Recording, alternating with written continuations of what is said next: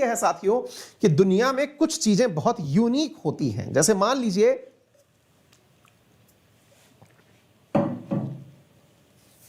अगर हम बात करें कि भारत के अंदर कोई सिग्निफिकेंट जगह बताइए, तो आप सिग्निफिकेंट जगह के नाम में स्टैच्यू ऑफ यूनिटी बता सकते हैं, स्टैच्यू ऑफ इक्वलिटी भी बन चुका है, साथ साथ ताजमहल बता सकते हैं, लाल किला बता सकते हैं। ऐसी जगह जिन्हें आप भारत का गर्व मानते हैं। कभी ना कभी दुर्भाग्यवश ऐसी कोई दुर्घटना अपने साथ हो जाए कि कोई हमारी इन पहचानों को नुकसान पहुंचा दे, बहुत बुरा लगता है भाई। ऐसा हुआ है लेकिन हाल ही में, किसके साथ? यूक्रेन के साथ। यूक्रेन की पहचान हुआ करता था एक विमान, उस विमान को रशियंस के द्वारा नुकसान पहुंचा दिया गया है। कहा जा रहा है कि जो विमान इनके द्वारा नुकसान पहुंचाया गया है उसके सही होने में 3 अरब डॉलर का खर्च आएगा। आप सोचकर देखें ये पैसा पहले होता कितना है, यानी कि एक विमान जिसकी सही होने की कीमत 3 अरब डॉलर होने वाली है। समझ पा रहे हैं आप? सही होने में 5 साल लगेंगे। आप सोचकर देखिए कि ऐसा कैसा विमान होगा जिसका नुकसान भी अरबों डॉलर में हुआ है? महत्वपूर्ण तो है जानकारी। यूक्रेन के पास ऐसा विमान, क्या खासियत है इसकी? आइए मैं आपको खासियत बताता हूं साथियों। खासियत ये कि ये दुनिया का सबसे बड़ा विमान है। आप देख सकते हैं कि इस विमान को रखने के लिए बस स्टैंड जितनी तो जगह बनी हुई है। आप इसे देख सकते हैं मेरे प्यारे साथियों कि ये जब उड़ रहा है तो इसका विंग स्पैन देखते ही बनता है, यानी ऐसा लगता है कि पता नहीं कितना ही भव्य और व्यापक स्थान लिए यह विमान आकाश में उड़ता है। मेरे प्यारे साथियों, इसकी खासियतों का सिलसिला इतना है कि इसके पास 150 से ज्यादा तो वर्ल्ड रिकॉर्ड हैं, यानी कि इस विमान के जो वर्ल्ड रिकॉर्ड हैं वो 150 से ज्यादा हैं। अगर इसकी लेंथ की बात की जाए तो 250 फीट से भी ज्यादा ये लंबा है। दुनिया का सबसे ज्यादा सामान ले जाने वाला ये कार्गो शिप है।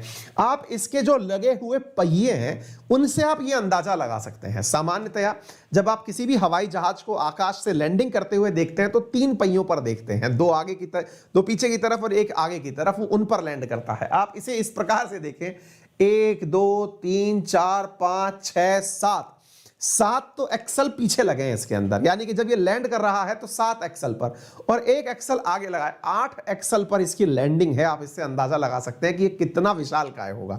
कुछ तथ्य बताता हूं मैं आपको और तथ्य के साथ साथ बहुत ही इंपॉर्टेंट जानकारियां देता हूं साथियों।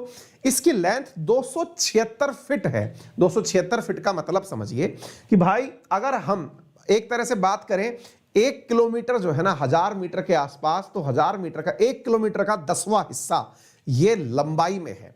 मतलब एक प्रकार से ये समझिए कि 100 मीटर का ट्रैक आप लोग दौड़ते हैं, 400 मीटर का ट्रैक आप लोग दौड़ते हैं, छोटी स्कूलों में 100 मीटर का ट्रैक होता है। लेंथ में बिछा दो तो इतना तो ये लंबाई में है ना? इतना बड़ा ये जहाज है।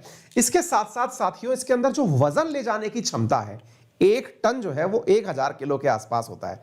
तो सोचकर देखो कि ये 2.5 लाख किलो सामान लेके उड़ सकता है, 250 टन सामान लेकर उड़ सकता है, जिसके लिए आप पानी के शिप यूज करते हैं। ये एयर शिप इतना बड़ा है कि ये सामान लेके उड़ सकता है।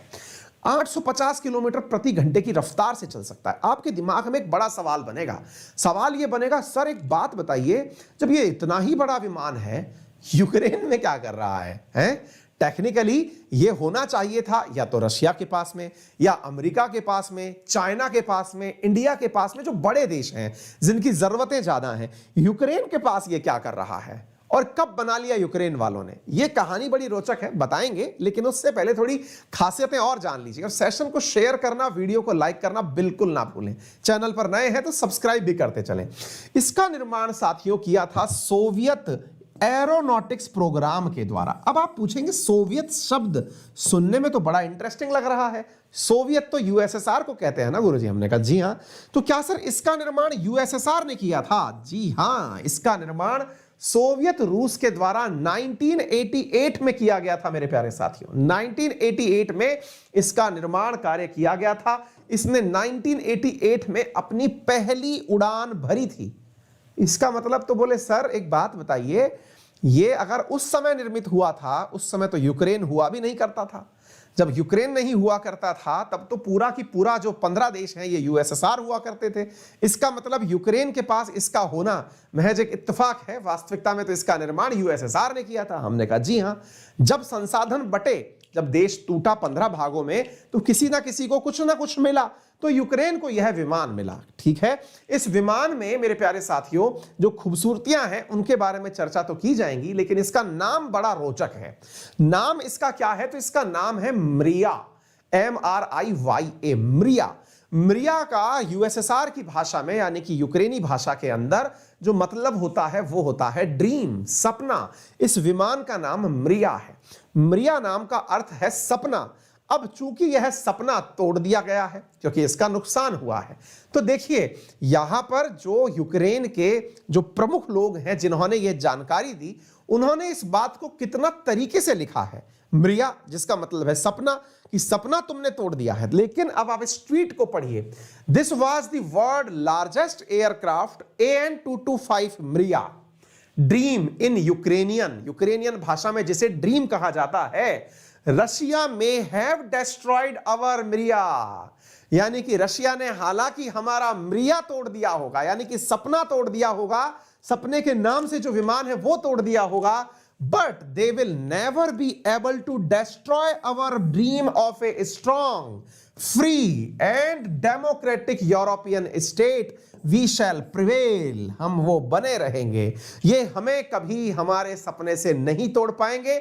हम एक लोकतांत्रिक, संप्रभु और यूरोपियन देश बने रहेंगे। ये किसने कहा है? दिमित्रो कुलेबा, जो यहाँ के विदेश मंत्री हैं, उन्होंने कहा है। यानी कि शब्द में कितना सिग्निफिकेंस जुड़ा है। जहां एक और शब्द कहता है कि सपना टूट गया है, क्योंकि मृया का अर्थ क्या है? सपना, ड्रीम टूट गया है। वही विदेश मंत्री कहते हैं कि आपने मृया तोड़ दिया होगा, लेकिन हमारा एक लोकतांत्रिक देश के रूप में बने रहना आप तोड़ नहीं सकते हैं। ये इनके द्वारा कहा गया है। साथियों, इसके द्वारा सबसे बड़ा कार्गो आइटम ले जाने का रिकॉर्ड 2010 में बनाया गया था, जिसको लेकर के इसने एक लंबी उड़ान भरी थी। साथियों, इसने अपने साथ में 42.1 मीटर लंबी 2 विंड टरबाइन चीन से लेकर डेनमार्क तक पहुंचाई थी। अब आप पूछेंगे कि सर ये व्यापार में कैसे काम आता है? इतना पुराना विमान आज तक चल रहा है क्या?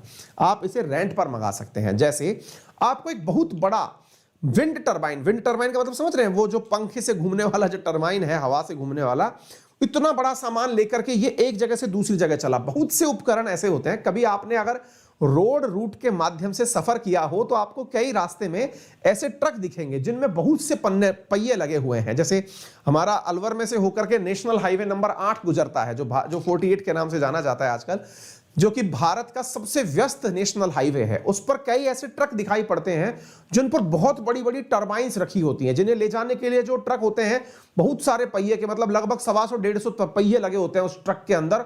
उस पर रख करके वो सामान जा रहा होता है। कभी गूगल करिएगा, मतलब उसको देख करके ऐसा लगता है कि भैया तुम चल कैसे रहे हो हैं। अब ऐसा सामान पानी के रास्ते तो एक देश से दूसरे देश जा सकता है, लेकिन हवाई जहाज के माध्यम से जाए, ये काम बहुत टेक्निकल है। इसका फिर निर्माण किया क्यों गया था, अब आपको यह जानना चाहिए। आइए मैं अब आपको बताता हूं। देखो बेटा, क्या था कि जब दुनिया शीत युद्ध के दौर में चली, सेकेंड वर्ल्ड वॉर खत्म हुआ, दुनिया के अंदर आगे एक दूसरे से बढ़ने की लहर उठी, उस समय अमेरिका ने तो एस्ट्रोनॉमी के नाम पर, अगर आपको याद हो तो मैंने आप लोगों को एक काम बताया था, अमेरिका के अंदर जो है एक ऑपरेशन लॉन्च किया गया था, ऑपरेशन मून शॉट के नाम से, याद है ना? जिसके अंदर मैंने कहा था कि उन्होंने ये कसम खाई थी कि हम चंद्रमा पर सबसे पहले कौन पहुंचेंगे। अमेरिकन ने इस प्रकार से एक ड्रीम किया था, है ना? रिचर्ड निक्सन हुआ करते थे शायद उस समय पर। अब साथियों, रशिया जो है वो अमेरिकियों से पूरे टाइम कंपटीशन करता था। उस समय रशिया नहीं, यूएसएसआर होता था। तो यूएसएसआर ने कंपटीशन में अपने द्वारा एक लॉन्च पैड बनाया। लॉन्च पैड जहां से क्या किया जा सके, मतलब स्पेस क्राफ्ट को लॉन्च किया जा सके। स्पेस क्राफ्ट बोले तो जैसे स्पुतनिक है, स्पुतनिक नाम से, जो आपको याद होना चाहिए कि दुनिया का पहला स्पेस क्राफ्ट जो अंतरिक्ष में भेजा गया, वो दैट वाज स्पुतनिक, वो स्टॉक है। तो ये सब भेजने के लिए इन्होंने क्या किया, उस समय यूएसएसआर का हिस्सा कजाकिस्तान हुआ करता था। आज जिन्हें आप central Asian country, 5 central Asia, Kazakhstan, Turkmenistan, Kyrgyzstan, Uzbekistan, Kyrgyzstan, ये कहते हैं, ये सारे के सारे देश उस समय यूएसएसआर का हिस्सा हुआ करते थे। तो यूएसएसआर ने कजाकिस्तान के अंदर वैंकूवर नाम से एक स्थान है साथियों, वहां पर इनके द्वारा एक जगह बनाई गई। ये आप देख सकते हैं, उस जगह का नजारा है। किनके द्वारा? यूएसएसआर वालों के नाम के द्वारा एक स्थान बनाया गया, जहां से जो हवाई जहाज हैं, अंतरिक्ष में जाने वाले जो हैं, उनको मतलब वहां से लॉन्च किया जाना निर्धारित किया गया। तो इस स्थान तक पहुंचने के लिए अब देखिए, मास्को के अंदर या यूरी गागरिन के अंदर कोई भी अंतरिक्ष में पहुंचाने के लिए स्पेसक्राफ्ट का निर्माण किया गया है। अब उसे लेकर के आपको कजाकिस्तान पहुंचना है। तो इस जगह का नाम वैंकूवर जो है वो शब्द अपन यूज करते हैं कनाडा के अंदर, तो इसको बाइकोनूर कहा जाता है, बाइकोनूर कॉस्मोड्रोन। बाइकोनूर कॉस्मोड्रोन ये वाली जगह जिसमें से कि जो कि कजाकिस्तान के अंदर स्थित है, यहां से आज भी रशिया जो अंतरिक्ष में भेजे जाने वाले अपने जितने भी अंतरिक्ष यान हैं या फिर स्पेसक्राफ्ट हैं, उनको आज भी कजाकिस्तान से ही भेजता है। अगर कभी आपने सुना हो कि रशिया ने कुछ चीजें लॉन्च करी, तो अधिकांश जो रशिया के आज भी जो स्पेस में भेजे जाने वाले मिशन हैं वो कजाकिस्तान से ही होते हैं। अब इतना बड़ा मिसाइल या इतना बड़ा रॉकेट आपने बना लिया, अब लेकर के इसको आना था कहां से कहां तक आना था कि भाई अगर मास्को में बनाया गया है तो बना करके इसे कजाकिस्तान लेके आना है। लेके कैसे आए?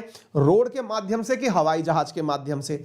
तो उस उपयोग के लिए इस हवाई जहाज का निर्माण किया गया था। किसका?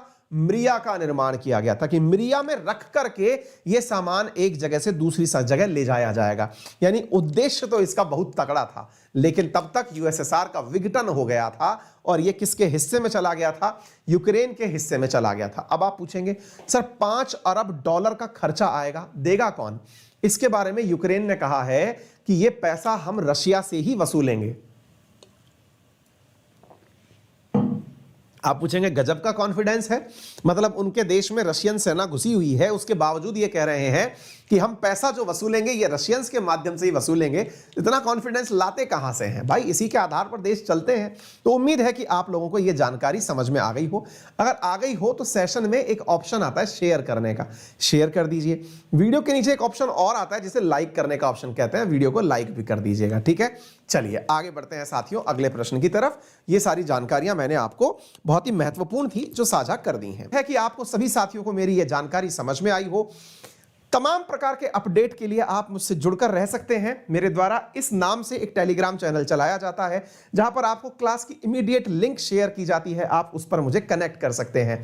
इसी प्रकार से आपके लिए रोजाना सुबह यूक्रेन पर एक अपडेट सुबह आ रहा है, रोजाना सुबह की तरह। हाँ, एक महत्वपूर्ण बात, रियल न्यूज एंड एनालिसिस जो कि हमारा एक बहुत ही पसंदीदा शो है जिसको विद्यार्थी बहुत पसंद करते हैं पढ़ाई के लिए, वो बुधवार से शाम को होने जा रहा है 8:30 PM। तो आप सभी से उम्मीद की जाती है कि आप अपने सभी साथियों को उसे जरूर शेयर करेंगे। रोजाना मॉर्निंग में आपको सुबह पर जो भी अपडेट्स होंगे दुनियादारी के वो प्राप्त होते रहेंगे। तमाम जानकारियों के लिए यदि आप अनअकैडमी पर मुझसे जुड़कर पढ़ना चाहते हैं तो मेरा रेफरल कोड है अंकित10, जिसका यूज करके आप अनअकैडमी पर कोई भी सब्सक्रिप्शन परचेज करें, वहां पर 10% डिस्काउंट आपको इमीडिएटली प्राप्त होता है। ठीक इसी प्रकार से अनअकैडमी पर फिलहाल के लिए एक ऑफर चल रहा है और वो ऑफर ये है कि यदि आप अपनी पढ़ाई करना जारी रखना चाहते हैं, यूपीएससी के 1 साल के सब्सक्रिप्शन के साथ 6 महीने का अतिरिक्त सब्सक्रिप्शन आपको दिया जा रहा है। ठीक इसी प्रकार से आप लोगों को 25% फ्लैट नए कॉम्बो के ऊपर ऑफर किया जा रहा है। 10% आपको एडुकेटर के रेफरल कोड पर ऑफर दिया जा रहा है, यानी आइकॉनिक कॉम्बो आपको दिया जा रहा है 76,000 में। इसके लिए इजी EMI ऑप्शंस भी हैं। आइकॉनिक प्लान वो है जिसमें आपको मेंटर मिलता है तैयारी के अंदर, वो पूरी तरह से आपको गाइड करता है। हमारे यहां पर इजी EMI ऑप्शंस भी अवेलेबल हैं 0% इंटरेस्ट रेट के साथ में, 2 आवर्स के अप्रूवल के साथ, मिनिमम पेपर वर्क के साथ अपनी EMI के आधार पर आप कोर्स भी प्राप्त कर सकते हैं। फिलहाल के लिए इतना ही। अपना ख्याल रखें, बड़ों का सम्मान करें, छोटों को प्यार दें, अपना व्यक्तित्व इस प्रकार से विकसित करें कि महिलाएं आपके साथ सुरक्षित महसूस करें। धन्यवाद।